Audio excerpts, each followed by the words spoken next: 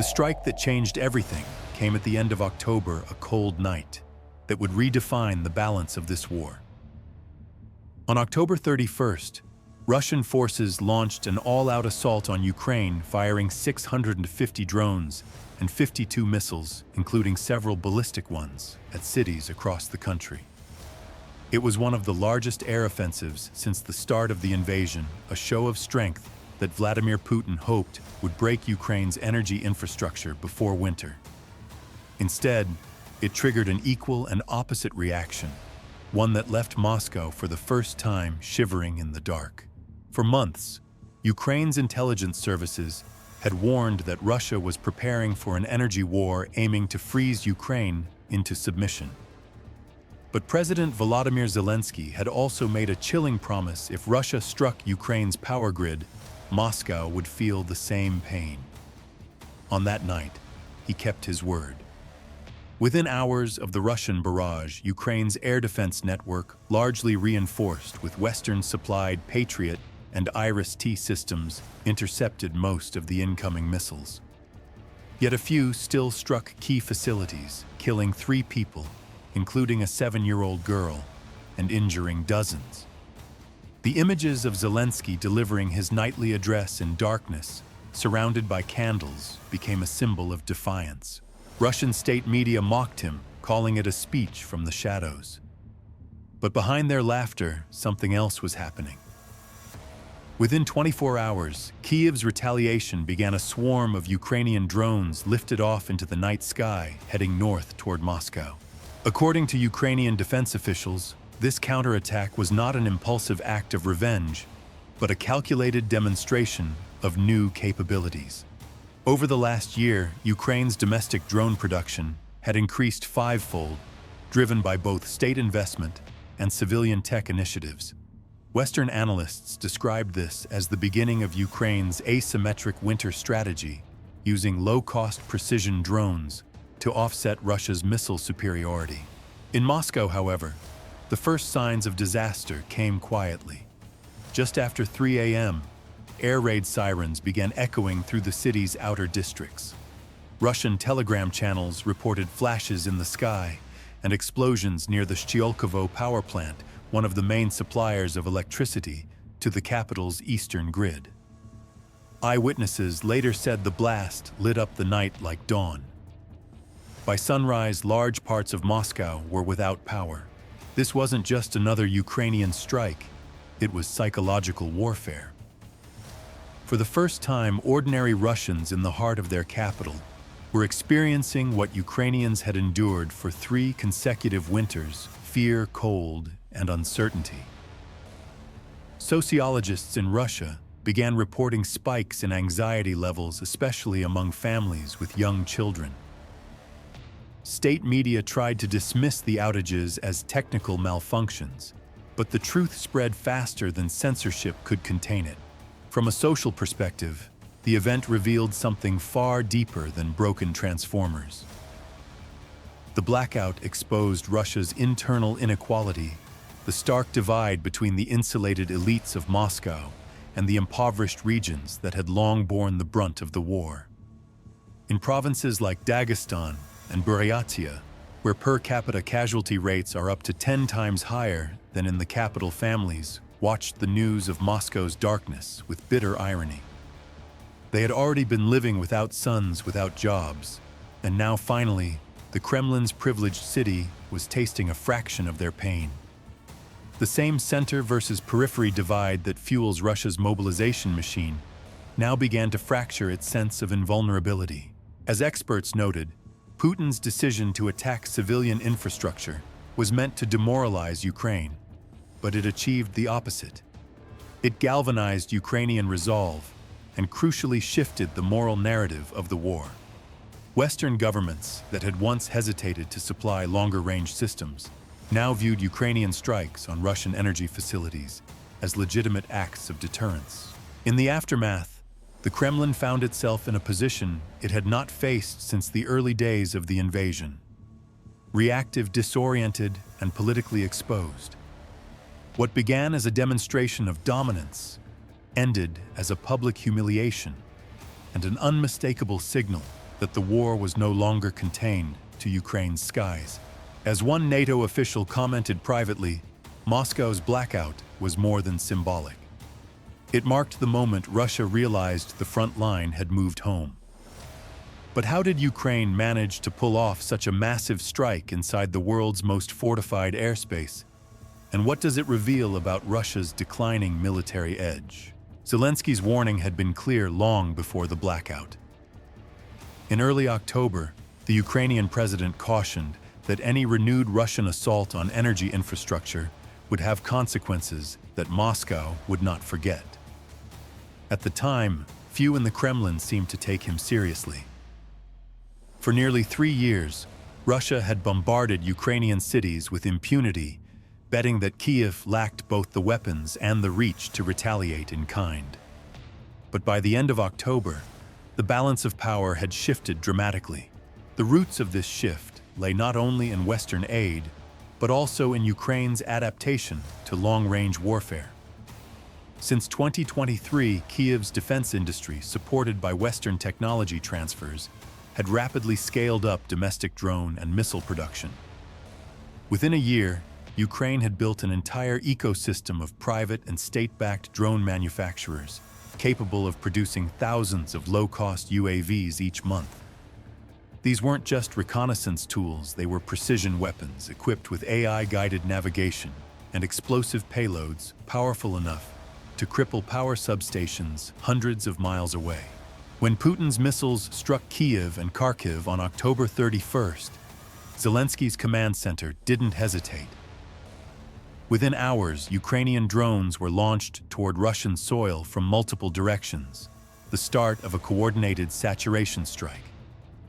Intelligence reports later estimated that up to 800 drones were deployed that night, targeting power facilities, communications hubs, and military depots in western Russia and around Moscow. The Kremlin dismissed the reports as fantasy. Yet Russian social media told another story. Telegram channels lit up with panicked videos showing the skies above the capital streaked with tracer fire. One Muscovite described the night as the loudest since 1941. Another said the ground trembled, the lights went out, and we realized this is what they feel in Ukraine. In a political perspective, this incident also revealed something new, cracks in the Kremlin's information control. For the first time, Russian civilians in the capital were openly sharing footage of explosions, power outages, and chaos before censors could suppress it. Analysts from Western intelligence agencies later confirmed that thousands of clips were uploaded within minutes, overwhelming the country's digital monitoring systems. This spontaneous wave of citizen reporting mirrored earlier grassroots movements, like the soldiers' mothers, who had used social media to expose the real scale of battlefield casualties. These seemingly small acts, videos, voice notes, local posts, form what experts call soft dissent, a quiet but persistent challenge to state propaganda. The Kremlin, accustomed to managing narratives through fear and control, suddenly faced an information war it could not fully contain. Even among pro-Kremlin bloggers, unease grew. One prominent military commentator wrote, "If the skies over Moscow are no longer safe, what does that say about the front line?" Behind closed doors, Putin's advisors scrambled. According to leaks from the Russian Security Council, the president was furious, demanding to know how Ukrainian drones could bypass one of the world's densest air defense networks. The answer was painful. Russia's military infrastructure, long plagued by corruption and inefficiency, was showing the same rot that had undermined its economy for years. Western defense analysts have described this as a strategic awakening moment for Russia. For years, Moscow's illusion of superiority rested on centralized control, both in its army and in society. But centralization is also vulnerability. The more the Kremlin concentrates power, the less flexible it becomes when shocks occur, and the blackout of Moscow was the ultimate shock. The social dimension of this moment was just as revealing. Videos showed working-class Muscovites lining up for candles and food, while luxury districts like Rubliovka remained powered by private generators. The same inequality that defines Russia's wartime mobilization reappeared in the capital's blackout. The poor who already send their sons to the front were now the ones left freezing in the dark. Internationally, the strike transformed perceptions of Ukraine's resilience. In Washington, President Trump's administration reportedly viewed the attack as proof of strategic deterrence, though it urged Kyiv to avoid civilian casualties. European leaders quietly echoed the sentiment Ukraine had demonstrated, that it could hit back and that no Russian city was untouchable.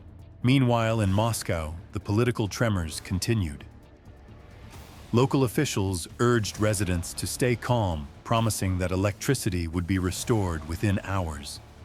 But it took days, and each hour of darkness eroded the Kremlin's most valuable asset, the illusion of control. If this was a warning shot, it had landed with devastating precision. And as dawn broke over a powerless Moscow, one question hung in the frozen air. How would Putin respond now that the war had finally reached his own doorstep? By the next morning, the world woke to headlines declaring Ukraine launches largest drone strike in history. Intelligence analysts from both NATO and independent monitoring networks confirmed that the overnight operation involved between 700 and 800 drones, a level of coordination and precision unseen in modern warfare. The operation was code-named Shadow Swarm. It demonstrated that Ukraine, once dismissed as technologically inferior, had evolved into one of the most agile drone powers on Earth. This was not an improvised act of revenge, but a carefully crafted campaign months in the making. Ukraine's general staff had spent the summer expanding long-range drone corridors, testing routes that would avoid radar coverage across Bryansk, Kursk, and Tula regions.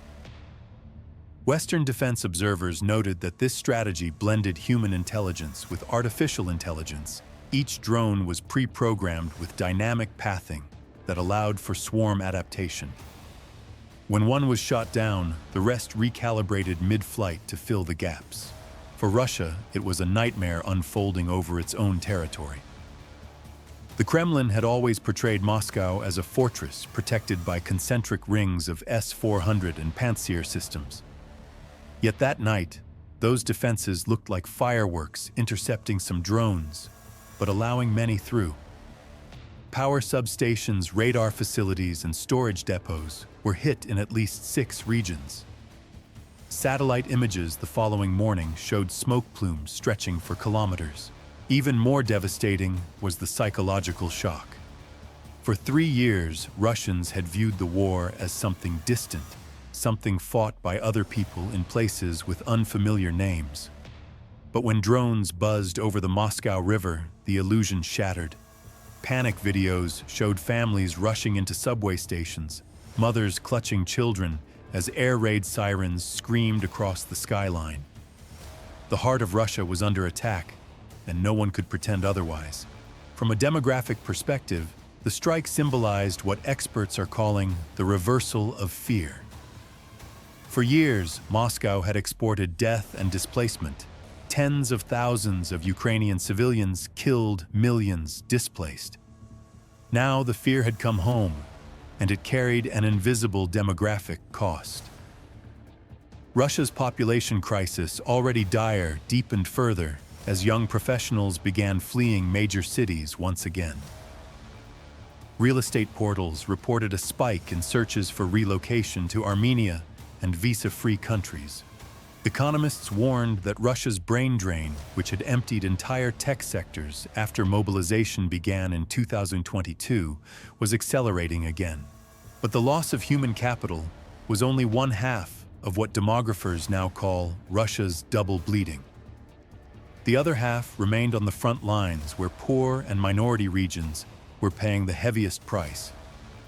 Updated casualty estimates from regional military committees in Buryatia and Dagestan revealed that these areas had suffered per capita death rates up to 12 times higher than those of Moscow and St. Petersburg. In these communities, families had long since buried sons and nephews for a war waged in the name of imperial glory. Now, as news spread of Moscow's blackout, some viewed it as grim justice. "The capital's finally feeling what we've felt since 2022, one Dagestani mother wrote anonymously on Telegram. "Our homes have been dark for years, just not from power cuts, but from grief." From the political perspective, this strike also cracked open new rifts within Russia's governing elite. Hardline voices in the defense ministry demanded harsher retaliation, while technocrats within the Kremlin urged caution, fearing further escalation could backfire. Reports from Moscow insiders described heated exchanges between military hawks and civilian administrators. For the first time, Putin appeared caught between two incompatible realities: his generals promising victory through force, and his bureaucrats warning of domestic collapse. Outside Russia, the international community watched closely. Western military observers called the operation a masterclass in asymmetric warfare. By spending an estimated $30 million on drones, Ukraine had inflicted hundreds of millions of dollars in infrastructure losses and forced Russia to divert critical resources away from the front. Energy analysts confirmed that several key substations near Moscow would take months to repair, but perhaps the most profound impact was psychological. In every previous phase of this war, Russia dictated the pace of escalation. Not anymore. Ukraine's ability to paralyze the capital shifted the dynamic entirely. It was no longer the hunted, but the hunter. The Kremlin's silence in the hours after the attack was deafening. Putin did not appear on television. No new statements were issued. For a brief moment, even state media went dark.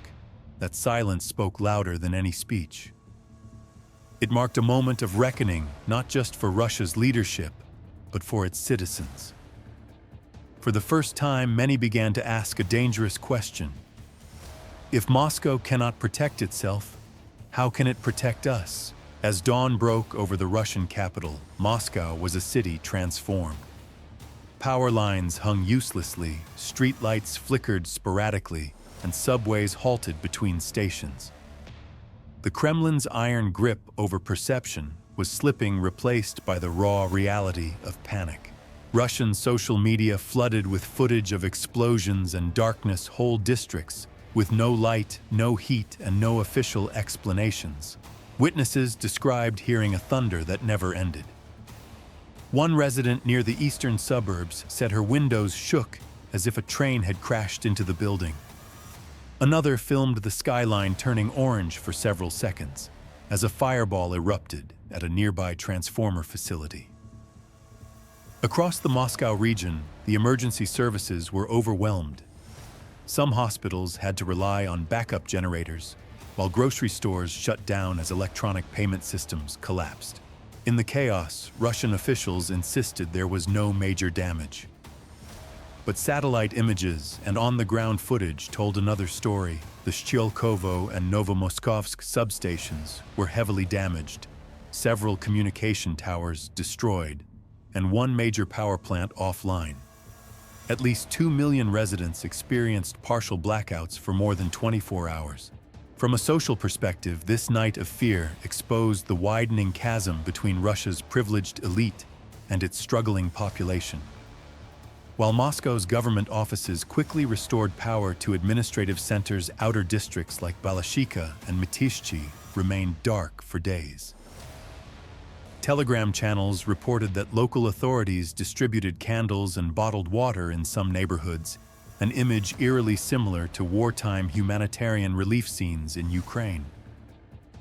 For many ordinary Russians, it was the first time they realized that their own state, which had waged destruction abroad, could not even guarantee basic security at home.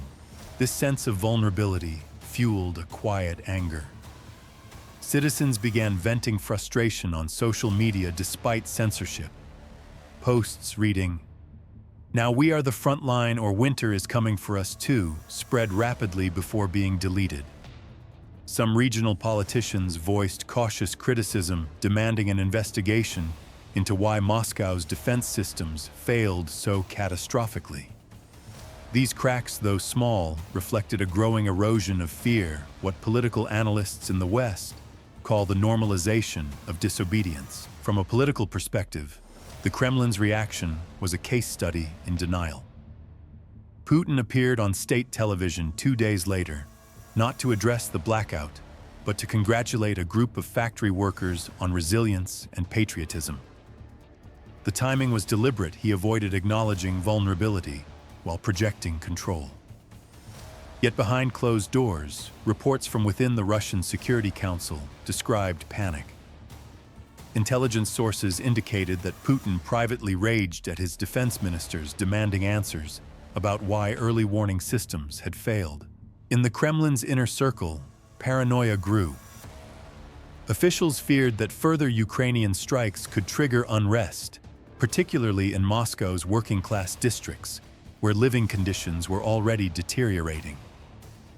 Energy prices spiked overnight, and stores rationed heating appliances. For many Muscovites, the blackout was not just an inconvenience. It was a symbol of the Kremlin's broken promise of protection. The demographic consequences of this crisis ran deeper than the government would admit. Thousands of young professionals in the IT and finance sectors began making plans to leave Russia. Travel agencies in Yerevan and Tbilisi reported a sudden surge in flight bookings, reminiscent of the exodus following the 2022 mobilization order. Economists warned that this ongoing second wave of migration could hollow out Russia's urban workforce for a generation. With more than 1 million skilled workers already gone, Moscow's capacity to maintain advanced industries from defense technology to digital infrastructure was evaporating. Meanwhile, regional inequalities sharpened.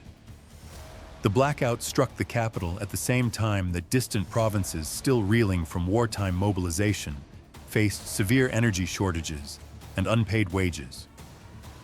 The same Dagestani and Buryatian families who had lost sons on the battlefield now watched Muscovites panic over a few nights without power. For them, it was a bitter reminder of how unevenly Russia's burdens were shared. From the international viewpoint, this was a defining moment. The Trump administration in Washington reportedly viewed Ukraine's strike as a sign of strategic maturity, a deterrence message rather than an escalation. European capitals, once cautious about supplying offensive weapons, now reconsidered. The blackout of Moscow had demonstrated that Ukraine could hit back precisely without resorting to indiscriminate attacks. Inside Russia, however, denial persisted. State TV anchors blamed NATO for sponsoring the terror strike, echoing the same rhetoric used since 2022. Yet even among loyalists, doubts crept in. One prominent talk show host inadvertently admitted, "If our defenses are perfect, how did this happen?"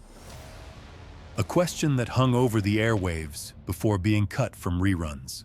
By the week's end, power returned to most of Moscow. But the psychological blackout remained. The capital had glimpsed its own fragility, and no propaganda could switch that light back on. As winter approached and the nights grew longer, another question loomed: if Ukraine could plunge Moscow into darkness once, what might happen when it strikes again? As the shock faded and Moscow's power slowly returned, the Kremlin faced a more dangerous crisis, one of legitimacy. Russian citizens, long accustomed to the illusion of security, now saw the cracks spreading across their own city. The state that had promised to protect them had failed in the most visible way possible. To regain control of the narrative, Putin's propagandists mobilized instantly.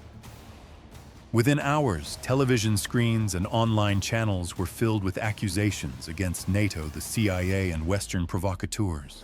But the narrative was collapsing faster than they could rebuild it. On the ground, reality spoke louder than words. Footage of fire-blackened substations, empty supermarket shelves, and frozen tram lines circulated online despite censorship. For the first time since the war began, major pro-Kremlin bloggers expressed frustration, calling the blackout a national disgrace. Some even questioned the competence of Russia's Ministry of Defense, an unthinkable act in 2023, now becoming normalized in late 2025. From a political perspective, this marked a turning point.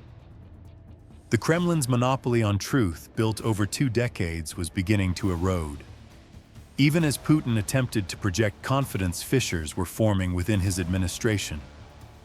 Leaked reports from Moscow's security meetings revealed growing tension between hawks, urging a massive retaliatory strike on Kyiv, and moderates warning that escalation could invite NATO's direct involvement. That debate, once unthinkable inside Putin's circle, exposed a new vulnerability: uncertainty. The soft pressure from below was also building. In cities across Russia, quiet voices of dissent began re-emerging. Women-led groups like Soldiers' Mothers of Russia and Wives of the Mobilized organized vigils for fallen soldiers, nominally apolitical but deeply symbolic. They carried candles not only for their sons, but for a truth long buried by propaganda. On Telegram, these groups coordinated messages that slipped past censorship lists of missing soldiers, photos from destroyed barracks, messages that read, "We are tired of burying silence." This female-led movement created a moral dilemma for the Kremlin.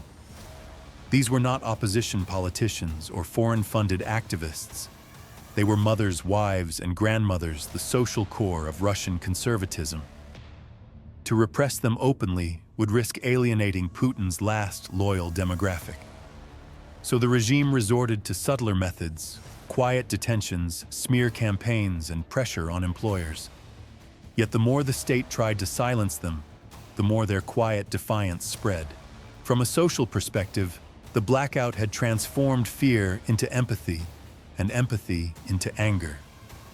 Families from Moscow's suburbs suddenly found themselves sharing the same experiences as families from Buryatia or Belgorod: uncertainty, cold, and loss.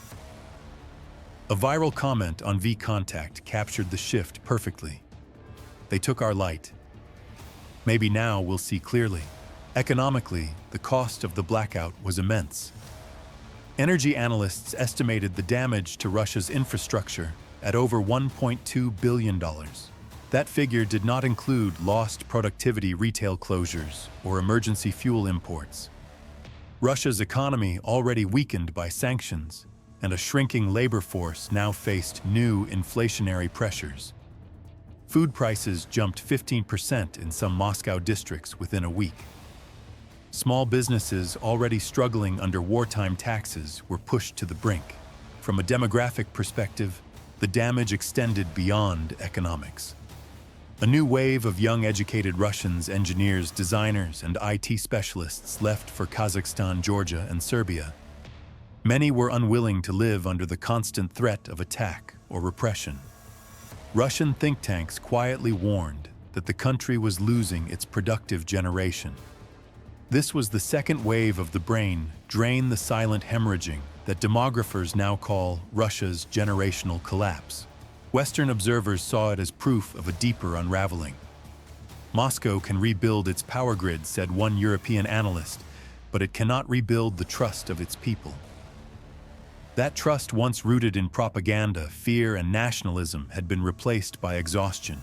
The Kremlin, however, clung to its old script. State TV anchors delivered rehearsed speeches blaming NATO, accusing the West of trying to destabilize Russia through economic sabotage. One even claimed that the blackout was caused not by Ukrainian drones, but by NATO electronic warfare interference. Yet even among loyal viewers, skepticism crept in. If NATO did this, one elderly man told a street interviewer, why didn't they do it sooner? Internationally, Russia's deflection only deepened its isolation. European states accelerated air defense aid to Ukraine, while NATO increased reconnaissance patrols along the alliance's eastern flank. The Trump administration, while urging caution, reportedly saw the event as strategic proof that deterrence works. For the first time, Washington began quietly supporting the idea of deeper strikes against Russia's military infrastructure, a move unthinkable just a year earlier. By mid-November, the lights in Moscow were back on. But Russia itself remained in the dark, politically fractured, socially divided, and demographically wounded. The blackout had illuminated what years of censorship had hidden a nation bleeding from within. And yet, in the Kremlin's marble corridors, Putin still refused to acknowledge the truth. "They want us to panic," he told his generals. But what if the panic had already begun? The blackout of Moscow was more than just a tactical victory for Ukraine. It was a turning point in the war's psychological landscape. For the first time since the invasion began, Russia found itself reacting, not dictating. Putin's carefully crafted image of control had been shattered, replaced by a new reality, where even the heart of his empire was vulnerable. Inside Ukraine, the mood was one of restrained triumph. The message was clear: Kyiv was no longer fighting for survival. It was fighting for deterrence. Ukraine's strategy, refined over months of trial and error, had matured into a doctrine of asymmetric warfare. Instead of matching Russia missile for missile, it had built a force designed to exploit weakness through intelligence, mobility, and precision. Each drone launched toward Moscow was not just an act of retaliation. It was part of a broader campaign to erode the Kremlin's confidence and expose the rot beneath its military facade. Western analysts described the strike as a symbolic inversion of power. For 3 winters, Ukraine's cities had gone dark under Russian bombardment. Now, for the first time, it was the Russian capital struggling to stay lit. Power engineers in Moscow worked around the clock to repair substations, while energy officials secretly appealed to Chinese and Iranian suppliers for spare parts, an admission of dependence that embarrassed the Kremlin on the world stage. From a social perspective, this moment stripped away the last illusions of unity within Russia. The burden of the war, once confined to the poor, the rural and the ethnic minorities, had finally reached the capital's doorstep. In the provinces where young men from Dagestan, Tuva, and Buryatia had been sent to die by the thousands, many saw the blackout as poetic justice. The Kremlin's silence about their losses had been deafening, but now Moscow itself had felt that silence in the form of darkness. From a political perspective, the event exposed fractures in Putin's regime that had long been invisible. A secret assessment from Russia's Security Council, leaked to independent journalists, warned that domestic stability cannot be guaranteed if the perception of vulnerability in the capital persists. In plain terms, fear had turned inward. Local officials began quietly demanding additional resources for civil defense, while governors in border regions questioned Moscow's ability to protect even itself. The once monolithic image of the Kremlin was cracking under the weight of its own propaganda. Inside the government, whispers of discontent grew louder. Some security elites blamed Defense Minister Shoigu for failing to modernize Russia's air defenses. Others accused economic technocrats of neglecting the infrastructure that kept Moscow alive. Putin responded by reshuffling mid-level officers, but insiders described it as political theater.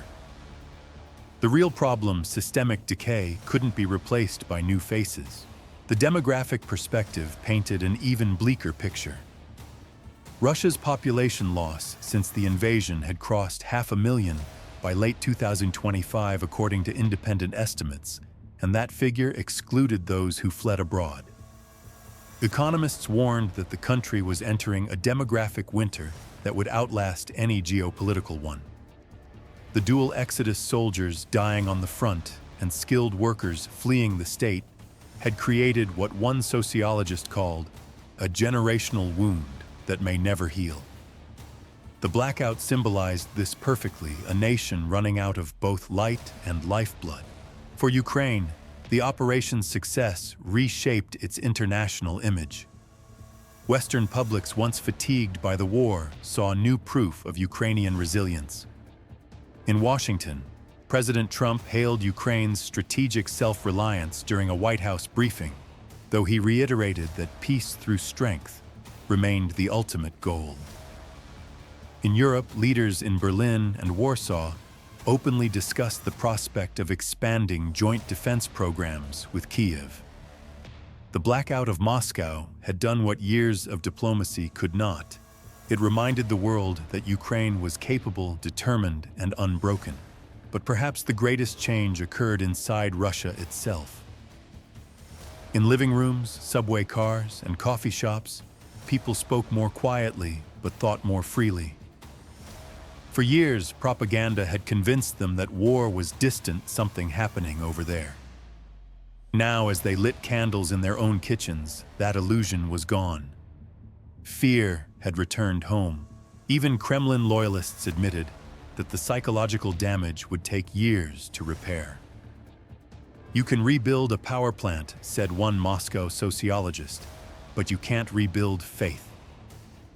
The blackout had become a metaphor not just for electricity, but for the fading power of belief in the Russian state. As snow began to fall over a dimly lit red square, one truth was impossible to ignore. Winter had come early for Russia, and this time it would not leave easily. What happens when a regime built on fear finally starts fearing itself? The October 31st Russian strike on Ukraine ignited a chain reaction that ended with Moscow itself in darkness. After months of warnings, Zelensky fulfilled his promise of retaliation, launching the largest drone assault in history, up to 800 drones swarming across Russian airspace. The result: power plants destroyed, millions left without electricity, and the Kremlin's image of invincibility shattered. Beyond the explosions, the blackout revealed the fractures within Russian society and government. Poor and minority regions that had borne the brunt of war casualties watched in grim satisfaction as the capital suffered. Protest movements like the Soldiers' Mothers found renewed strength, while Russia's elite quietly fled. The war's social, political, and demographic wounds deepened. Class divides, sharpened faith in leadership eroded, and the exodus of youth and talent accelerated. For Ukraine, the operation marked a turning point, not merely vengeance, but deterrence through strength. For Russia, it was the moment winter truly came home, a glimpse of the decay beneath its empire's surface. The question now haunting both nations is not who controls the battlefield, but who will survive the next blackout of faith.